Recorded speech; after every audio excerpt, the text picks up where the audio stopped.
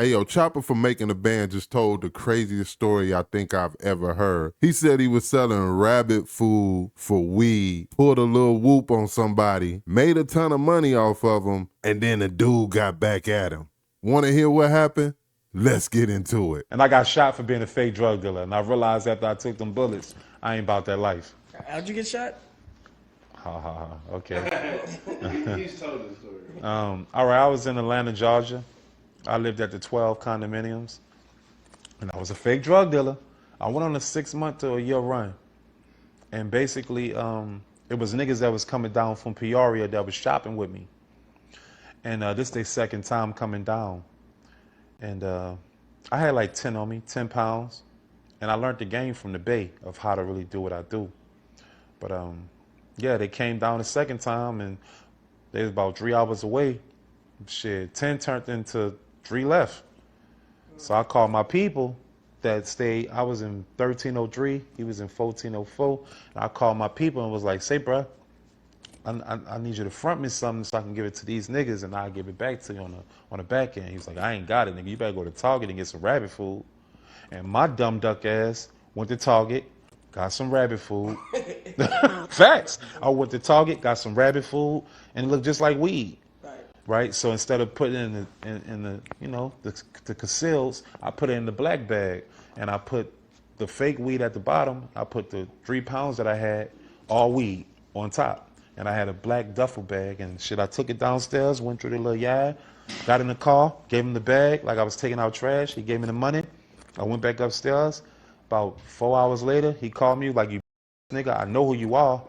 Chopper, I know who you are, nigga. You know what I'm saying? Yeah, he was like, I know who you are, Chopper. He was like, nigga, I don't know who you playing with. I was like, suck my dick.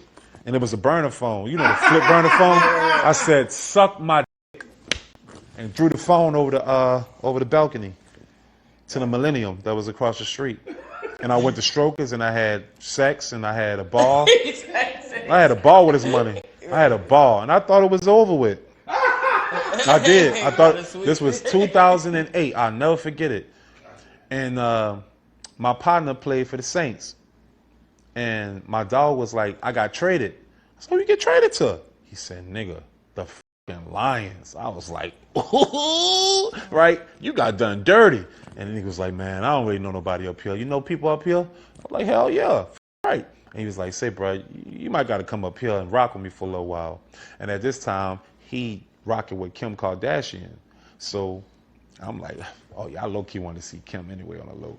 So I'm like, all right, cool. He's like, I'll pay for your condo. Just come up here and rock with me. So I'm like, all right, cool. So I go to Detroit. My dog Pretty Black got killed, you know, so I had his Lamborghini. Real simple shit. I had the Lamborghini. I shipped that shit to Detroit. I went to Detroit. This nigga had a big-ass house. I'm like, oh, this is going to be fun. So I had to take one for the team and rock with Kim's sister, who didn't look the way she looked now. You know, The big one. not my business. But I had to take one for the team. And she didn't look like how she looked now. Right? And she's a sweet, loving girl. I'm talking about any man, she was down to rock with any man that truly loved her. I will say that about her, right? But I wasn't that guy. I wanted to and have fun and turn up. I got a Lamborghini. Like, I'm going to cut up. So I started taking on shows. I got a Lamborghini. I'm ready to cut up. So niggas is booking me just because I had a Lamborghini. And it was the Gelato. Oh, that bitch. You know what I'm saying? Black. It was my dog Pretty Black car, but when he got killed, they gave me the car and was like, he would want you to have it. Right? So I'm out there cutting up. You know, I'm doing shows in Lansing, Michigan, and what's that? No. It's Pontiac, Michigan. No, Peoria is the niggas that got me. Right? Yeah, so I'm taking buku shows. I done created an entourage, a crew of niggas, and I done, you know, Trick can tell you about how I was doing it. I was cutting up for real, right? And I was taking on shows, and I got a phone call, and back in the G, in this era, I was sipping lean, I was popping ecstasy pills, I was smoking weed, I was doing all those combinations, practically at least 15 hours a day, right? And it was a Persian girl who was from D.C. It's a lot of Persians and like Ethiopian girls in D.C.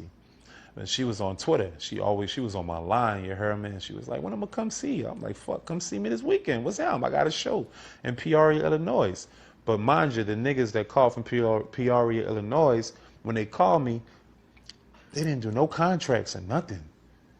It was like, how much? I said, I freestyled it. I said, 10,000. So, all right. I was like, for real? Right? So I'm like, damn, even better. He sent over the 5,000. He was like, I give you the other 5 on the back end. And I'm so loaded and on them thizzles, I'm not really thinking, nigga, he ain't even do a contract with you. But I wasn't thinking that way. Fly in, you know, I had Zelio and we all cutting up and having fun. They in the van with the straps. I got the Lambo. I got this badass thick booty. It look beautiful. You heard me? So I'm on my way to Peoria. We all back to back. They moving too slow in the van. I'm like, shit, nigga, I'll holler at y'all when I get there. All right. They high, they bloated. You dig? So we speeding, we gone. Getting crazy top. I'm talking about bitch sucking balls and all. Shit's bundles of joy. I'm having a ball. I can't wait till I fuck this hoe. I'm like, I'm about to shout this hoe. If I could have fucked in there, I would have. The bitch was too small. The Lambo too small. I can't fuck in there. I can barely look backwards and see cars. Right? So the nigga calling me every hour on the hour. Where you at? Where you at? And my dumb duck ass, you heard me, keep telling them where I'm at, bruh. I told him every time where I was at, every time he asked. I get closer to Peoria, I see a car behind me. Like, this car been behind me for a while, bruh.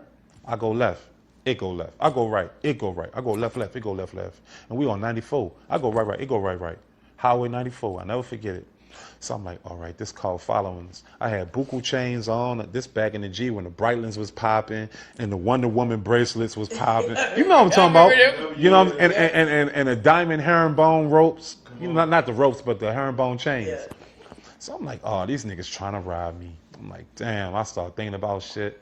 And I'm looking at she's shaking ass and having fun and music popping, lollipop cracking. I'm like, I'm looking at the bitch like, damn, if this was my kid or if this was somebody I knew, what I tell her? And I pondered it for like 10 minutes. I'm like, and then I was like, that ain't right though. She came out here to enjoy herself with you. You need to tell her. So I told her and I said, I said, look in the rear view. I said, you see that car? Watch this. I go left, it go left. I say, I go right, it go right. She was like, they following us. I said, I don't know if it's the police. I said, but I'm not committing no crimes. I said, it ain't the police. So she went from twerking and shaking her ass to shivering. So I'm like, look, I'm going to go to the rest stop. When I go to the rest stop, get out the car, walk out the car, open the door, tell them it's about to be a robbery, call the police. She's like, okay. I pull up. Did she do what I told her? What do you guys think she did? You think she did what he asked her to do? Let's get back into it and see. Absolutely not. The bitch got out the car, ran out the car, and started screaming. Started screaming. The first thing I said, so I'm like, right? So the nigga, look, no, the niggas pulled up. The niggas pulled up, though. They pulled up. They ain't pull out with guns at first, but they pulled up. They was like, roll the window down. I'm like, for what? Like, roll the window down, nigga. I said, no. He said, roll the window down. So I cracked it a little bit. When I cracked it, he said, nigga, you know what you did in the A? And the only thing that went in my mind was, someday, yeah, walked in the rain of the beautiful sun. So my life is over. So I thought about my brother that passed, and I put my head down and lift my ass in the air. But my ass in my head. And they shot in there like 3-4 times. And when I did that, I was like, ah. And that bitch hit me. But I really wasn't thinking it hit me. I just thought it was glass. So I'm in the car, and I see the car peel off. So I'm in my mind like, oh, they didn't kill me. Okay, I didn't think I was shot. Then I got hot. I started getting sweaty. That shit wasn't sweat. It was blood. So when I started feeling myself, I was soaking. I'm like, and it felt gooky. You heard me? And I tried to hit in the Lamborghini, you got to hit the, look, you know what I'm saying? Yeah, so I hit, and I got to going, and I fainted. I hit the pole. And that's how I got shot. Whoa. What would you have done if the roles were reversed? And they had to hit the lick on you for the rabbit food. With the rabbit food, what would you? I would have came and got him because it didn't go unjust of what they did to me. You know what I'm saying? I was in the hospital up there, nigga. It was rough for me. It took me 9 months because when it hit me on my side, a piece of the fragment tapped my spine. And he told me, the doctor said, if you walk on this right now, you're going to heal up and walk with a limp. So wherever you go, you got to go lay it down for like 6 months, maybe close to a year to heal up. And I came back to New Orleans, and Jamal Crawford, 2 Chainz, shouted me out. He hit me up. You all right? All the rappers, everybody, low key. Yeah. But Jamal Crawford was like, I heard what happened to you. He was like, you straight? I was like, no, I ain't straight. He was like, what you need? I said, I got to coop up in a condo. I said, I got to get a condo or something. And he wired me like $40,000. Jamal Crawford. I'll never forget that. Yep, Jamal Crawford. And I ended up standing at the Georgian. I healed up, and I was back in action. And I ended up seeing them niggas later in life, too. Yeah, but I say, you ended up seeing them in same dudes who booked you later on in life. How did that? I see him in the A. I was at Pink Pony. I never forget it. I was with my dog who told me to get the rabbit food. Yeah, oh, you was with him. You was with the nigga? The whole time, I didn't tell him who I was going to get the play from, who I was getting to play with. I just told him I needed him to front me this amount. I didn't tell him who. But I just would have told him who, that probably would have been resolved. He'd be like, oh, no, don't do that to them niggas. You heard me? But I didn't tell him who. And basically, I'm like, those the niggas that shot me and the niggas that we... And he was like, blah, blah, blah, blah. I'm like, blah, blah, blah, blah.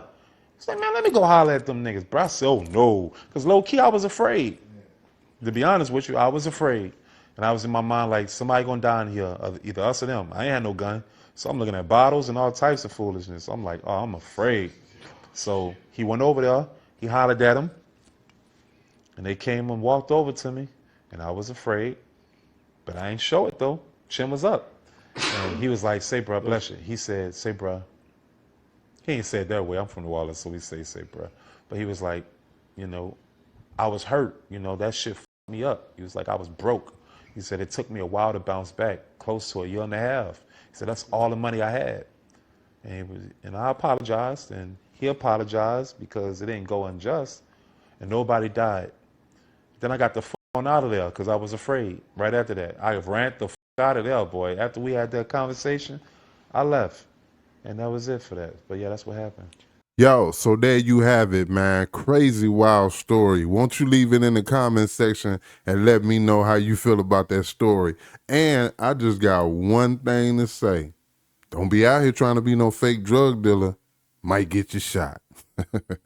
Till the next video, it's your boy Kaotic 1. This is the KMHP TV YouTube channel. If you like it, hit that subscribe button. Make sure you hit like on this video right here. Help us get it out there. Till the next video, holla, peace.